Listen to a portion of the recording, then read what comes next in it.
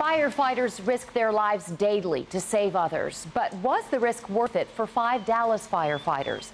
In May, supervisors ordered them back into a burning building that had already been searched. And that order did prove deadly for one fireman. I-Team reporter Ginger Allen has been investigating that call in particular for months now. Ginger? We've been working on this one for quite a while, and we have learned industry experts, Dallas firefighters, and some of Stan Wilson's own family members are questioning whether mistakes caused his death. The first call came in at 2:55 in the morning. An apartment fire, a big one, and getting bigger.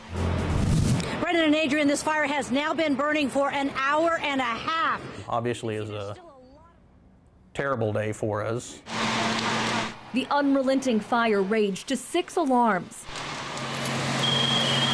Firefighters arriving on the scene searched inside not once but twice. They found no one. Then tons of water began to pound the building. What the hell was somebody thinking to send firefighters back in there? It's a question being asked by local, state, and federal agencies.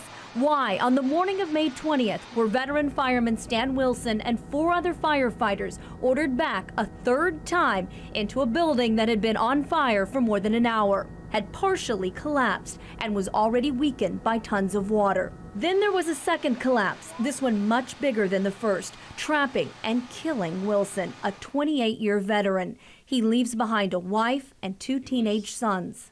We're lucky we didn't lose 5 firefighters that day. The I-Team has learned authorities are investigating whether serious mistakes were made in ordering Wilson back into the building, along with the other 4 who made it out after the collapse. That order should have never happened. This former Dallas firefighter agreed to speak in disguise because of a continued close relationship with the department.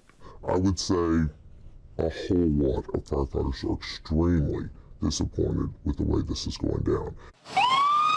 The Dallas Fire and Rescue Department declined comment, saying it wanted to maintain the integrity of the official report that may still take months to complete. I would like for this thing to, come to an end on the questions that we have. Ken Wilson says he and his family would like some answers sooner. We want to make sure that the events that happened that led to Stan's death, as much as possible, won't ever happen again. The I-Team has learned investigators are attempting to determine who actually ordered Wilson and the other 4 firefighters to search the building a 3rd time. Several sources say the order came from Deputy Fire Chief Bobby Ross, who felt there may have still been someone inside the complex. But those same sources say Ross has denied he made that call. So he's a little bit indisposed right now, but he'll speak to you at another time.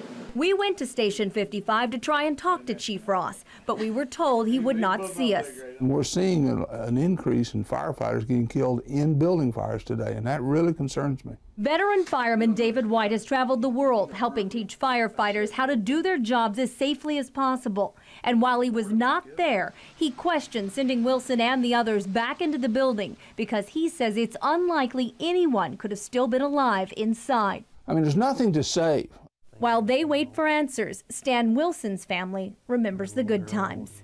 We met over at Mom's house a week before he passed away. And then my sister told us, let's go out in the yard and take pictures. And of course, Stan and I, as always, complained and griped, why do we have to do that? But then of course this happened and we cherish those pictures. And now we wouldn't trade those pictures for the world.